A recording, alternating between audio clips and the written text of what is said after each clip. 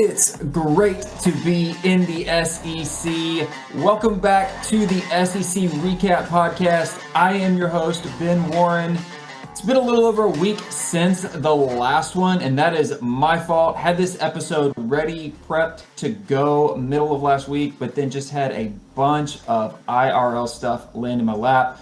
Bunch of doctor's appointments, things like that. Nothing major, nothing wrong or anything. Just trying to be more proactive about my health as I get older. I hit 37 back in December, just before Christmas. And the older I get, the more I realize I need to be more proactive with my health and less reactive. So that is my goal. That's what I'm trying to do.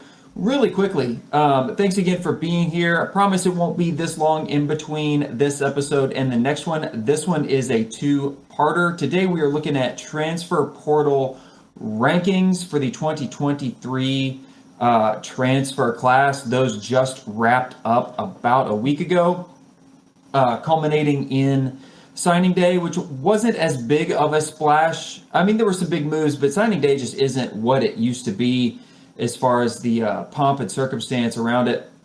But today we're going to look at the SEC West, how they stacked up in the transfer portal. Next episode, we'll cover the SEC East.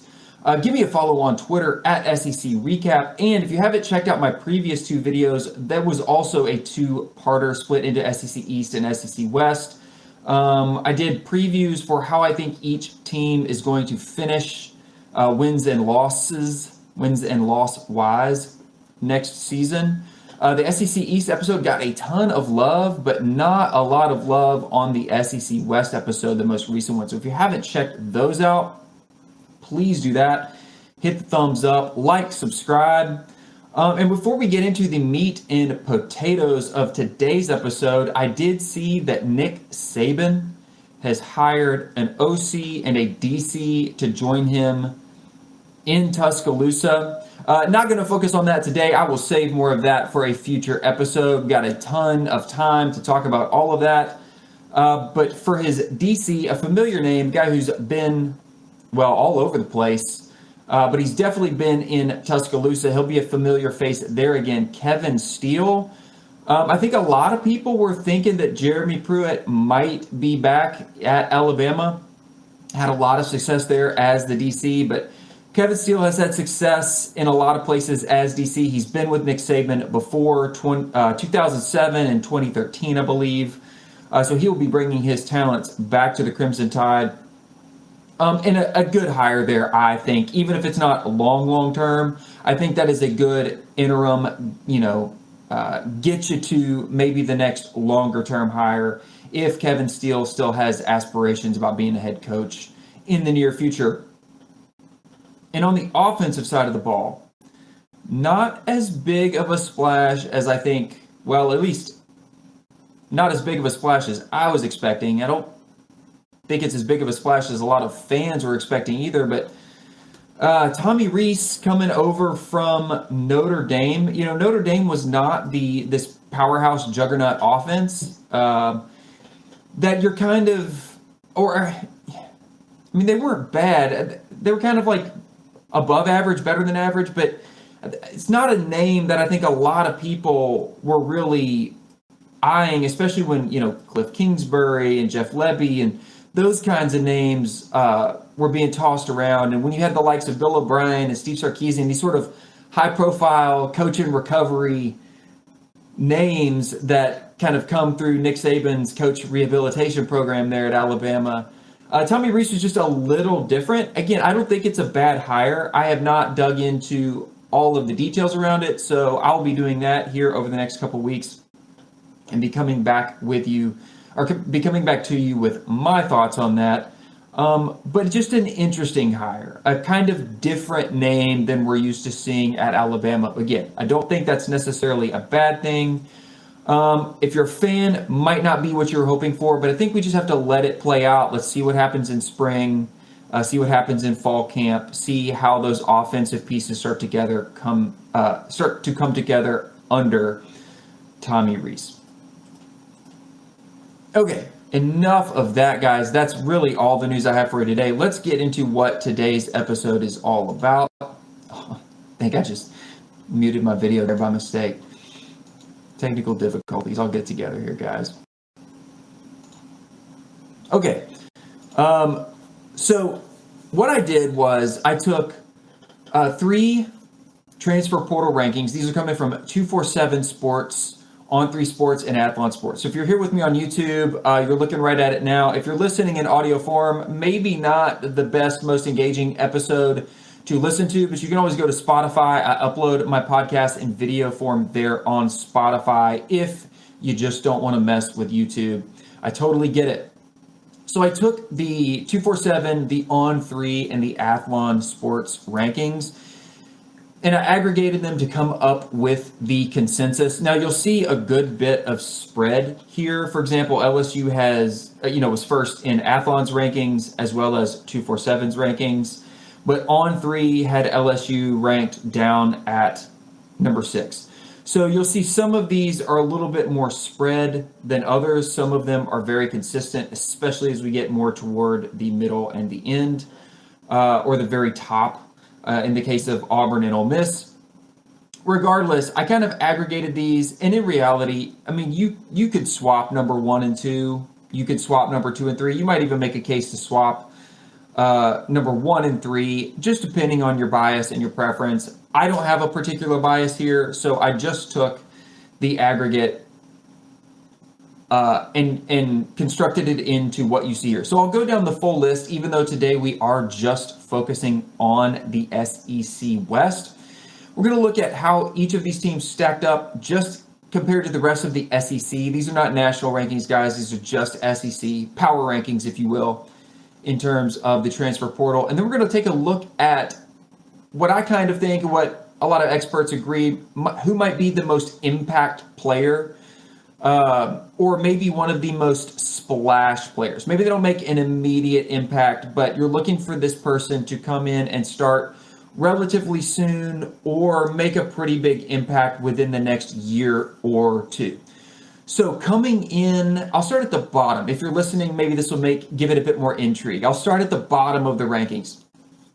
So coming in at number 14 is Vanderbilt. I think they just had a lone transfer portal pickup. Again, how different schools play the transfer portal is totally based on their needs. Vanderbilt is always going to have a tougher row to hoe in the SEC because of their academic requirements and which players are academically eligible to transfer to Vanderbilt. So that it always makes it tough for them. So they just had the lone pickup. That brings them in at number 14. Coming in at 13, and I don't want you to take too much away from just this ranking because of all the reasons I just listed, but number 13 is Alabama, and it was pretty unanimous, a pretty unanimous 13 rank for just a few pickups. Coming in at number 12, aggregate consensus rankings, Texas A&M. Coming in at number 11, close to unanimous, the South Carolina Gamecocks. Number 10, Missouri. Number 9, Mississippi State Bulldogs. Number 8, the Georgia Bulldogs. Number 7 overall, Florida. Number 6, Tennessee. Number 5, Kentucky. Number 4, Arkansas. And then at 3, we have the Auburn Tigers. At number 2, Ole Miss Rebels. And sitting at the number 1 spot in the consensus transfer portal rankings, the LSU Tigers. So I'm not going to nitpick, should Ole Miss be 1, LSU be 2, should Auburn be 2 or 1, should LSU be 3. I'm just going to take it for what it is for now. We can nitpick this to death and, everybody comes up with their own point system or rating system. This is what I'm rolling with. So LSU comes in number 1 overall in the rankings. A few key pickups, a wide receiver, Aaron Anderson from Alabama, defensive lineman Jordan Jefferson from West Virginia, linebacker Omar Spates from Oregon State, and cornerback Denver Harris from Texas A&M. Also, another DB, Deuce Chestnut from Syracuse. They are losing a wide receiver in Jack Beck. He's headed to TCU. Losing an offensive lineman, Cameron Wire, to Tulane. losing a linebacker to Auburn and a kind of, I guess, running back slash all-around athlete type player, Derek Davis, to Pitt. So Brian Kelly hits the transfer portal hard in his second year, bringing in one of the top transfer portal classes in the country, a lot of people will say. Bringing in Aaron Anderson definitely helps when you're losing Keyshawn Boutte to the NFL. And I think they'll be looking for Spates to come in and make a splash at linebacker. But my impact player for this LSU class is Denver Harris, cornerback. He's coming in from Texas A&M. He was a 5-star recruit out of Houston, Texas, signed in the 2022 class. He still has 3 years of eligibility. So he totaled 10 tackles in 5 games last fall.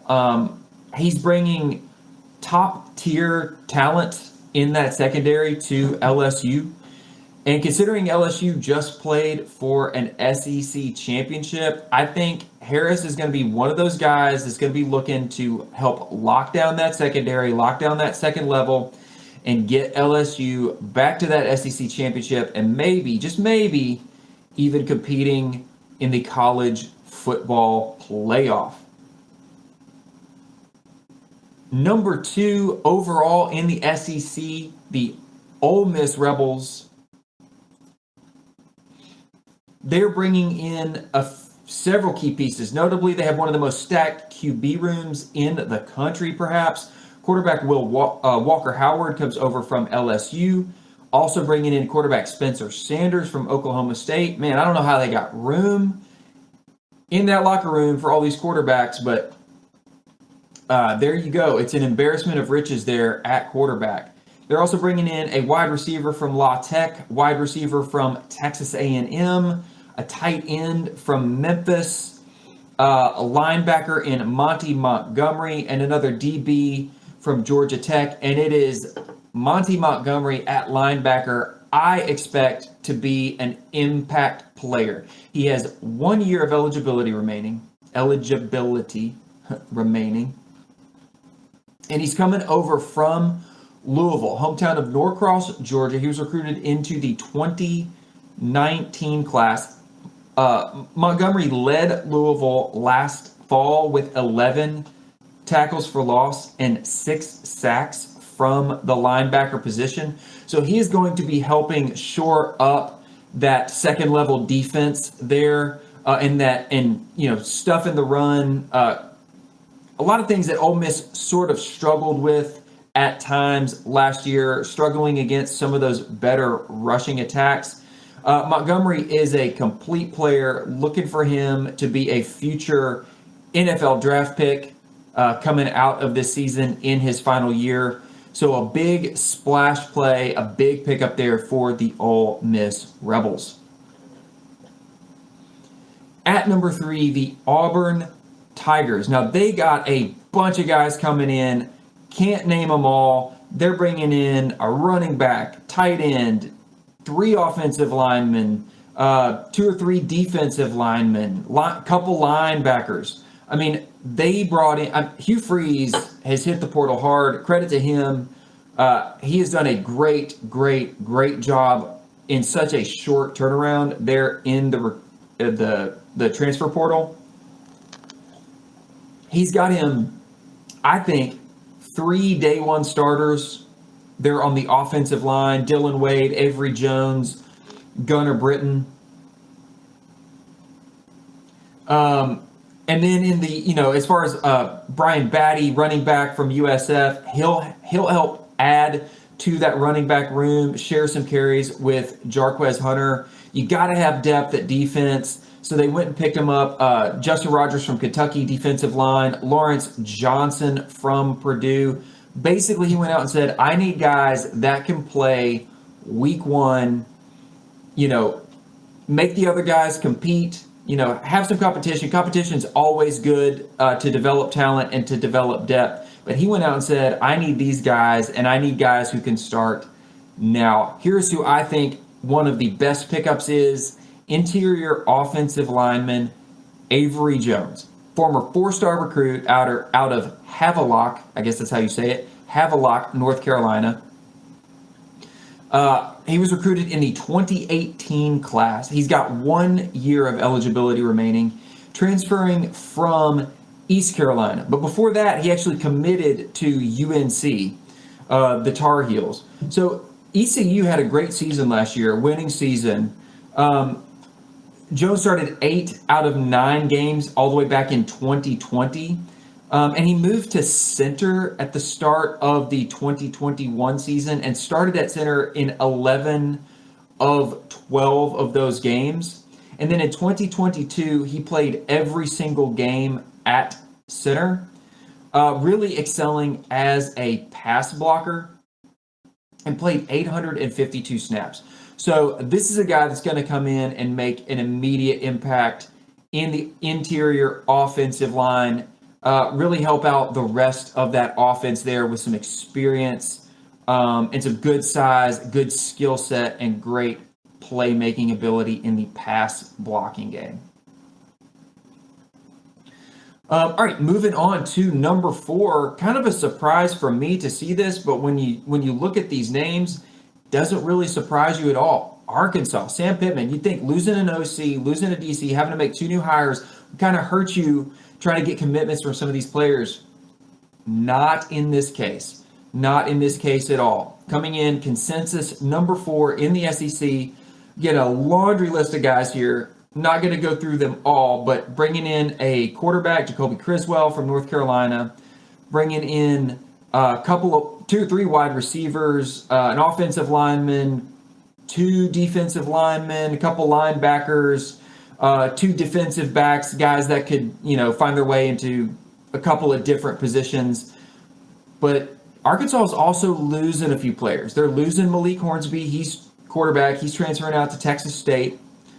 Wide receiver Kitron Jackson. He's going to Baylor. Tight end Trey Knox, one of the more higher profile transfers out of Fayetteville. He will be headed to South Carolina. They're also losing a couple of defensive linemen, Jordan Dominic, Isaiah Nichols. They're losing safety Miles Slusher. He's had some off the field issues.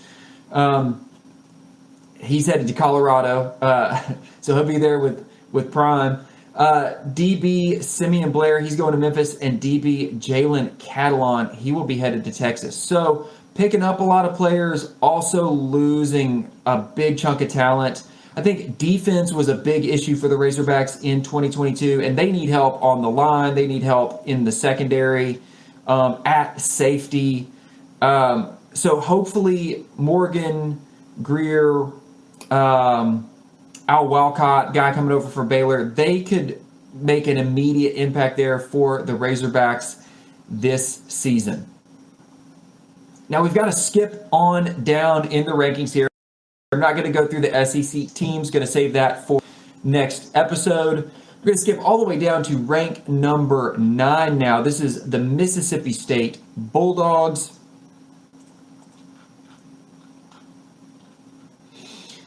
They, I think Zach Arnett taking over as a defensive-minded head coach. He's obviously got defense on the brain. He knows how important offense is, but it's not going to be the same offense. They lost Robert Thomas. He's headed to Georgia. They lost a running back, Dylan Johnson. He's headed to Washington. They lost a backup quarterback, Sawyer Robertson. He's headed to Baylor. Okay, but they picked up Mike Wright, quarterback from Vanderbilt, capable. I think he's a solid backup there to Will Rogers. Picked up wide receiver Freddie Roberson. A lot of people excited about him as a replacement, guy who could come in and start in place of Robert Thomas. Quarterback Raydarius Jones coming over from LSU. DB Kamari Rogers, big-time recruit that went to Miami. DB Christopher Keys going to Indiana, or coming from Indiana, and DB Kobe Albert coming from Kentucky. So adding that depth and potential starters to particularly the secondary, as well as adding to your receiver core with the big loss of Robert Thomas. I think that was the focus there. And we see that played out. Oh, I got to back up. Guys, I got to back up. I totally messed up. I didn't do my impact player for Arkansas. Let me rewind. And then I'll go back and I'll hit my impact player for Mississippi State. Impact player for Arkansas, Trajan Jeffcoat. I hope I'm saying that right. Defensive line. They were looking for some immediate help from pass rushers. Trajan Jeffcoat is coming over from Mizzou, former 3-star recruit. He has 1 year of eligibility, so I think he will be an immediate starter. He was originally signed into the 2018 class, but we're talking possible all SEC tier talent here. He could have a big year there for Arkansas at a much needed position, that defensive line and the pass rush. All right, let's fast forward. Back to Mississippi State. My impact player for the Bulldogs, Kamari Rogers.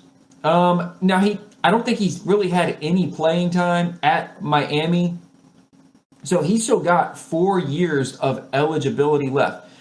He was a big-time recruit, 4-star recruit in the 2022 class out of Madison, Mississippi. He picked Miami over Auburn, over Florida, Florida State, Georgia, LSU, Michigan, Notre Dame, Texas A&M. I mean, he had offers from a lot of places. So there's a lot of talent here. It just needs to be developed. But he's moving back home, put on a little bit of weight. He's got good coverage ability. I think he's got good bump and run, super athletic. He's got good speed. I think they're looking at making him into a big-time player here over the next 3 years. So I don't know if he'll be an immediate day one starter, but I think he'll definitely challenge for some playing time. He's got all the talent in the world to make it happen. Okay, coming in at number 12 in the recruiting rankings, the transfer portal rankings, Texas A&M, the Aggies. Now, they lost a wide receiver, Tyron Smith to UTEP, cornerback Tony Grimes, he went to North Carolina, safety Sam McCall. This is who they gained, safety Sam McCall, but they lost a lot of people. They lost quarterback Haynes King. He's going to Georgia Tech. Running back L.J. Johnson headed to SMU. Chris Marshall, wide receiver, headed to Ole Miss.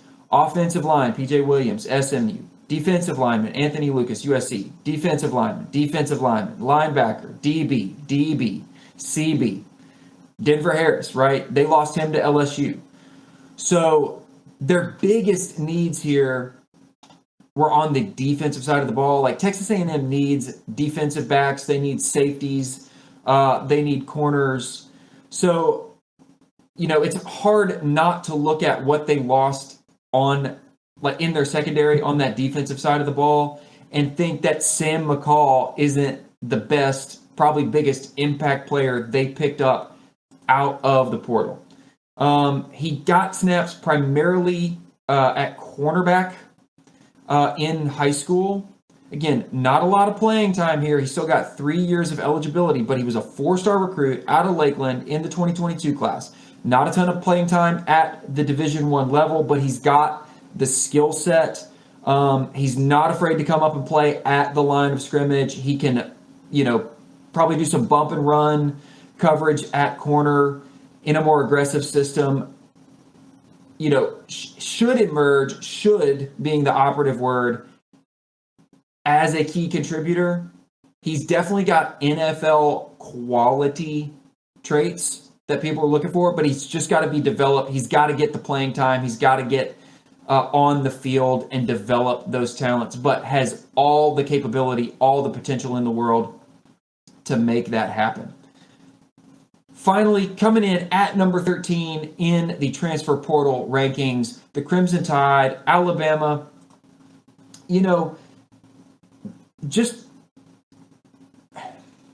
They had a really good transfer portal season last year. They picked up some real impact players, especially at the running back position. But losing Cameron Latu at tight end, that's a big need in your offense. You've got a new offensive coordinator. Still a lot of questions about what Alabama will look like next year. I have no doubt that this will be really solid. And if you watch my SEC West 2023 wins and losses preview, you'll see that I'm actually pretty high on Alabama. I'm probably way more bullish than a lot of people are on Alabama, just because I got to have faith in Nick Saban until he proves me wrong. But they lost a lot of guys this year. Trey Sanders headed to TCU, Aaron Anderson going to LSU, Christian Leary, another wide receiver, Georgia Tech, Trayshawn Holden, another wide receiver going to Oregon, wide receiver JoJo Earl going to TCU. They lost a lot of pass catchers, and that's not normally what you see at Alabama. So you need a good, solid pass catcher. You also need a good tight end to replace Latu. So that's exactly what they went out and did. They went out and picked up CJ Dupree, 6'5", 245, out of Maryland. Played 2 years for the Terps, played 25 games, had his biggest season this past year, catching 30 passes, 339 yards, 3 touchdowns. Dupree going to be probably a day one immediate impact player, former 3-star out of Pennsylvania,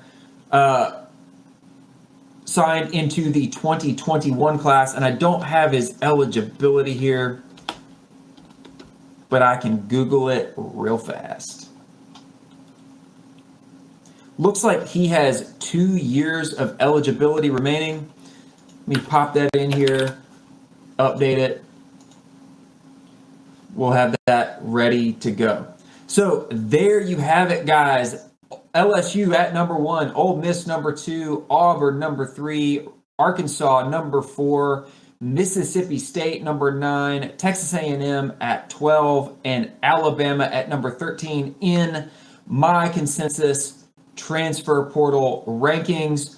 That's going to do it for this episode. Stay tuned for the next one. I'll cover the SEC, do the exact same thing, talk rankings, who the big pickups, who the key losses are, and who I think the biggest impact players will be. Wanted to make sure this episode did not run as long as the last 2, but please go back and check out those videos. I give you my predictions on how I think each SEC team will finish, how many wins, how many losses, who I think is going to be back in the SEC championship game, and who might be challenging for a natty again. Hint, Georgia. So give those videos some love. And if you've been here before, if this is your first time, thanks for joining me. While you're here, before you close out that tab, smash that thumbs up, smash that like button, engage with me in the comments. Who do you think the biggest impact player for your team is going to be? I love interacting with you guys. I love hearing your comments. I love reading what you have to say. My goal is always to get, 10 to 20, maybe 30 likes on every video. Been doing that on most videos, so keep it coming, guys. Keep the love coming. I love you all. Thanks for tuning in. Follow me on Twitter at SEC Recap. Check out my merch on my Bonfire store, bonfire.com/store/SEC Recap. Check out my SEC Pride merch. We've got t-shirts, hoodies, long sleeve sweatshirts for every SEC team. I will catch you on the next one. It's great to be in the SEC every week right here on the SEC Recap Podcast.